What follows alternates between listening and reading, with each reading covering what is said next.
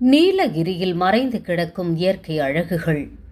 நீலகிரி என்றால் உதகை, குன்னூர், முதுமலை போன்ற பகுதிகள்தான் அனைவரின் எண்ணங்களிலும் உதிக்கும். ஆனால் இங்கு சுற்றுலா பயணிகள் அதிகம் கால் பதிக்காத பல எண்ணற்ற இடங்கள் உள்ளன. உதகையிலிருந்து 30 முதல் 60 மைல்கள் தொலைவில் கிண்ணக்கோரை, மேல்பவானி, முக்கூர்த்தி, பென்ஸ்டாக், அவலாஞ்சி போன்ற அடர்ந்த வனப்பகுதிகள் உள்ளன.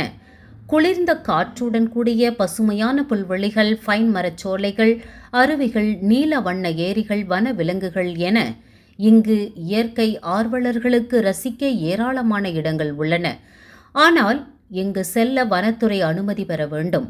இம்முறை இருவேறு இடங்களில் இருவேறு வனத்துறை அலுவலர்கள் எங்களுக்கு வழிகாட்ட பல்வேறு இயற்கை காட்சிகளை கண்டு ரசித்தோம்.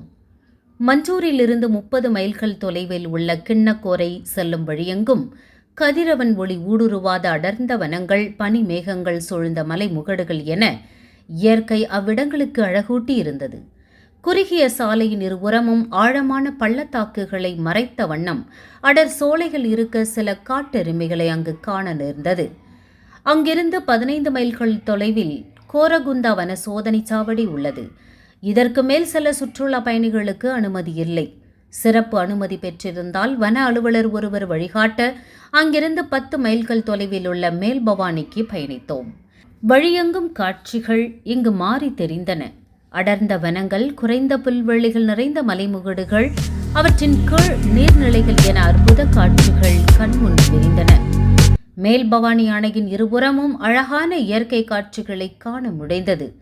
முக்கூர்த்தி தேசிய பூங்காவிற்கு செல்ல இது ஒரு நுழைவு வாயிலாகும். இங்கு அருகே வெள்ளை புலியை 2 தினங்களுக்கு முன் பார்த்ததாக இங்குள்ள காவலர் கூறியது எங்களுக்கு வியப்பளித்தது. சிறுத்தை, கரடி, காட்டெருமை, மிலார் போன்ற விலங்குகளின் கால் தடங்களையும் எச்சங்களையும் வன ஊழியர் எங்களுக்கு காட்டிய போது அங்குள்ள அழகான சூழ்நிலையுடன் ஆபத்தும் ஒளிந்திருப்பதை அறிந்தோம். பங்கிதபால், மடிப்புமலை போன்ற இடங்களுக்கு அணையை கடந்துதான் செல்ல வேண்டும். மஞ்சூர் அருகில் அன்னமலை என்ற மற்றொரு அழகிய இடம் உள்ளது. அங்கு மலை உச்சியில் அழகான முருகன் ஆலயம் ஒன்று உள்ளது. இங்குள்ள காட்சி முனையிலிருந்து அதால பாதாளத்தில் அருவிகள் விழுவதையும் ஓடைகள் ஓடுவதையும் காணலாம்.